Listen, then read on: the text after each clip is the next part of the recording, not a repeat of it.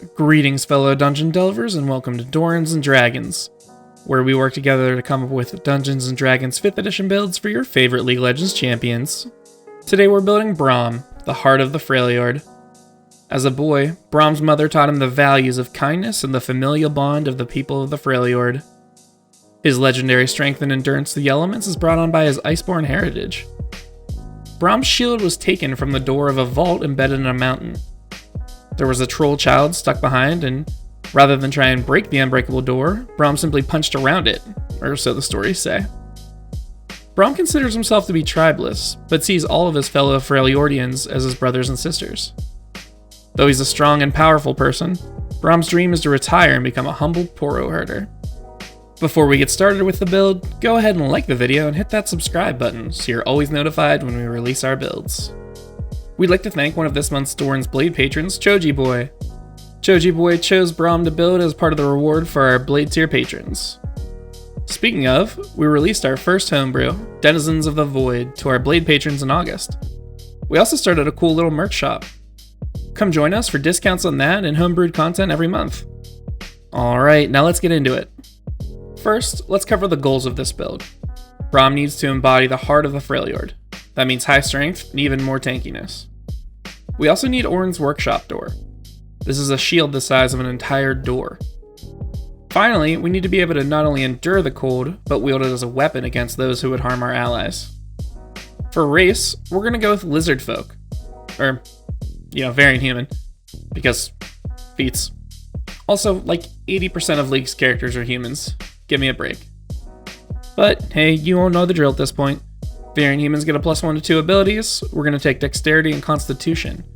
Dexterity is going to be important for multi-classing, and our boy Braum is going to need the extra thickness.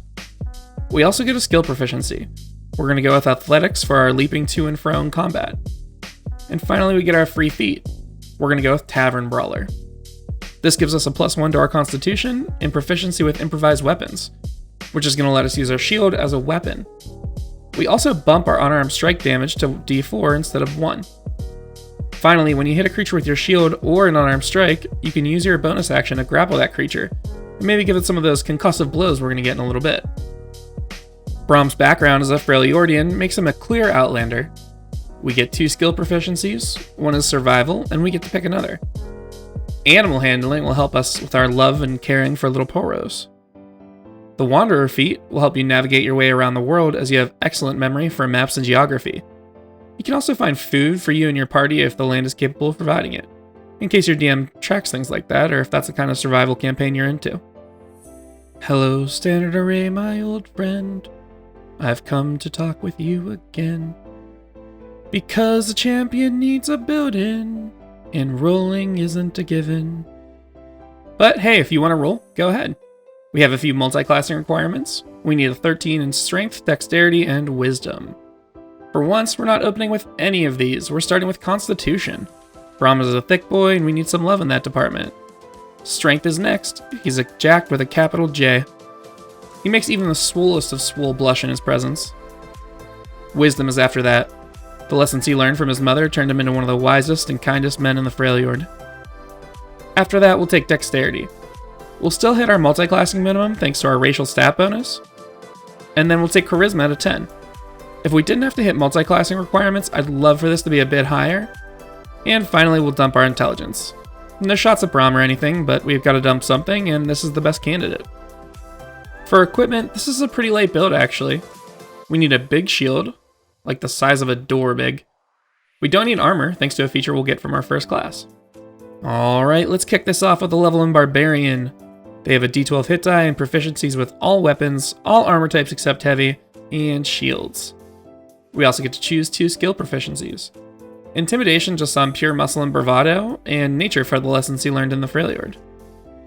Level 1 Barbarians unlock the class's primary feature, their Rage. You can enter Rage as a bonus action. Since we're not wearing heavy armor, we'll get a bunch of benefits. You have advantage on strength checks and saves, and our shield strikes do additional flat damage that scales with our Barbarian levels. Also, we get to bump our tankiness a bit with resistance to bludgeoning, piercing, and slashing damage. The only downside is we can't cast spells or concentrate on them. Spoiler alert, we have a bunch of spells in this build, so keep that in mind during combat. Our final level 1 feature is Unarmored Defense. When not wearing any armor, our AC is 10 plus our Con and Dex mod. Second level Barbarians gain Reckless Attack. This gives you advantage on your attack rolls this turn, but your enemies have advantage against you until next turn. You also get Heightened Awareness via Danger Sense. You have advantage on all dexterity saves against spells and effects that you can see. Level 3 Barbarians choose their Primal Path. As an Iceborn in Freljordian, Storm Herald fits perfectly with Braum. Storm Heralds choose a storm type and get a 10-foot aura associated with that storm. Obviously we'll take Tundra here. Whenever you rage, your aura activates, granting all creatures of your choice 2 temporary hit points. This works as the Guardian Keystone, or Locket of the Iron Solari, or even the bonuses given to your ally by Stand Behind Me, Braum's W. 4th level Barbarians get the first ability score improvement of the build. We're going to take a feat instead and pick up Shieldmaster to capitalize on Braum's usage of his shield. Whenever you attack, you can then use a bonus action to shove a creature with your shield. You also get to add your shield's AC bonus to any dex save from a spell or effect aimed only at you. Remember, you'll have advantage on that from Danger Sense as well. Also, when you succeed on a dex saving throw and would normally be subjected to half the damage, you can instead burn your reaction to take no damage instead. Level 5 Barbarians pick up Extra Attack, which allows you to swing twice during your attack action. They also get Fast Movement. This increases your speed by 10 feet when you aren't wearing heavy armor, which we don't. 6th level Barbarians unlock their Storm Soul. These are passive benefits you gain even when you aren't raging. Tundra gives us resistance to cold damage, and we get to ignore the effects of extreme cold. Freljordians, am I right? You can also turn a small area of water into ice for a minute. That's not really Braum specific, but hey, I think it's cool. Alright, we're gonna dip away for a quick level in Fighter to get another flavoring of Braum's Stand Behind Me.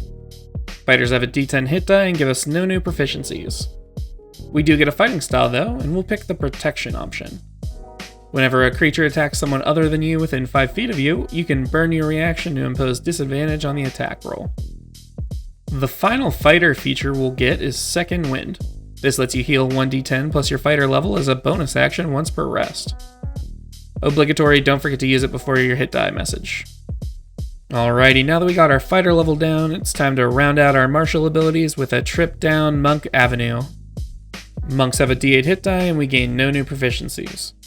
We get Unarmored Defense, but this is an inferior version of the one we already have, so ignore that. Similarly, Martial Arts is a feature that is negated by our usage of a shield, so we'll skip the breakdown there. But Nua, what are we even getting from this class if we skip these? Have patience, my friend. All will be revealed soon. Second level monks gain their Key. This is a pool of points you can spend to empower some of your other features. You gain 3 at this level, and they all cost 1 key point. Flurry of Blows lets you make 2 unarmed strikes as a bonus action when you take the attack action. Patient Defense lets you take the dodge action as a bonus action. Finally, Step of the Wind lets you disengage or dash as a bonus action, and your jump distance is doubled for the turn, which again is another version of Stand Behind Me. We've really got this ability down pat. Monks at this level also get unarmored movement, but unfortunately wielding a shield negates it. Womp womp. Level 3 monks choose their monastic tradition. We're going to go with Wave the Open Hand to get an early version of our concussive blows. This gives us the open hand technique. Whenever you hit a creature with one of your Flurry of Blows strikes, you can afflict them with one of the following: a dex save that has to succeed or be knocked prone, a strength save or get pushed up to 15 feet away from you, or it can't take reactions until the end of your next turn. We also get Deflect Missiles at this level, which will count as an early version of the missile deflection of Unbreakable. You burn your reaction whenever a ranged attack would hit you.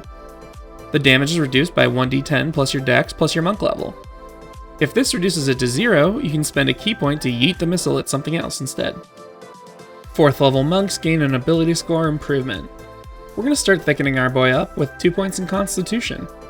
Remember, this increases your AC as well thanks to Unarmored Defense. Level 5 monks gain the feature that we came here for: Extra Attack. Nah, I'm just kidding. That's redundant thanks to Barbarian. We came here for Stunning Strike. Stunning Strike allows you to force a con save on a target anytime you land a strike and spend 1 key point. If it fails, it's stunned until the end of your next turn. This is the best version of concussive blows we can get. Okay, Noah, he's jacked and he can swing his shield, but where's the ice? Braum flings ice shards and causes freaking explosions of icy earth. You're absolutely right. Time to pick up those abilities with a few levels in Druid. Druids have a D8 hit die and give us no new proficiencies. We do learn Druidic, the secret language of druids. Finally, we get some spells and cantrips. We're going to take a cantrip and a level 1 spell here. Our cantrip will be Frostbite. You hit a target with a blast of frost. It has to make a constitution save or take 3d6. Remember, cantrips scale with your level, cold damage, and it has disadvantage on its next weapon attack roll. For the first level spell, we'll take Ice Knife. Make sure you work with your DM to flavor this as coming out of your shield. You fling a shard of ice at a creature. On a hit, the target takes 1d10 piercing, hit or miss, and it explodes, dealing 2d6 cold damage to any creature within 5 feet if they fail a dex save. Both of these work as Braum's Q, Winter's Bite. Second level druids unlock Wild Shape. This lets you shift into any beast you've seen before according to your restrictions on the beast shape table. This isn't very Braum specific, but please work with your DM to make a giant Poro monster stat block, because the memes there would be awesome. You also choose your druidic circle at this level. We're going to go with Circle of the Land, with the Arctic flavoring for obvious Freljordian reasons. This circle gives us a bonus cantrip. We'll take Produce Flame and flavor it as the summoner spell Ignite. You conjure a flame in your hand and can fling it at a target. It takes 3d8 fire damage if you land it. We also get Natural Recovery, which lets us recover spell slots on a short rest equal to half of our druidic level. Level 3 Arctic Land Druids get their circle spells. Both actually work for us here. Hold Person can be another version of our Concussive Blows. Pick a humanoid and force a wisdom save on it. If it fails, it's paralyzed and you can pummel the crap out of them. Spike Growth can be an early version of our ult, Glacial Fissure. The ground in a 20-foot radius grows spikes, turning into difficult terrain. If a creature moves into or within the area, it takes 2d4 piercing for every 5 feet it travels. Also, unless they pass a perception check, a creature won't even notice it's there until they step in it. 4th level druids get a Wild Shape improvement, improving your CR limit and letting you turn into a creature with a swim speed. You also get an ability score improvement. We're going to thicken our boy up again by maxing our constitution with 2 more points. This will bring our AC to 17 with our shield as well. Level 5 druids get 3rd level spells. There's 3 at this level we want to pick up. Conjure Animals will let us conjure some Poros and bring them out to hang for an hour. Erupting Earth is a bit stronger version of our Glacial Fissure, sans the ice. All creatures in a 20-foot cube you target have to make a dex save or take 3d12 bludgeoning, and the area becomes difficult terrain. Finally, we'll get the projectile warding provided by our E, Unbreakable, with the Wind Wall spell. A wall of strong wind rises. Each creature in the area has to make a strength save or take 3d8 bludgeoning. On top of that, small creatures can't pass through the wall, and any projectiles attempting to be launched through the wall are deflected upward and away. Take that, global alt jerks. 6th level Arctic Land Druids get the Land Stride ability, allowing you to ignore non-magical difficult terrain and hazards from non-magical plants. If any impede you that are magical, you have advantage on any saves related to this. Level 7 Arctic Druids get another set of circle spells. Again, both are great for Braum. Freedom of Movement lets you make a target's movement unaffected by difficult terrain, and spells or other effects cannot reduce a target's speed, or paralyze or restrain a creature. This is a Mikhail's Crucible, essentially. Ice Storm is going to be the final form of our Glacial Fissure. You target a 20-foot radius, 40-foot high cylinder centered on a point.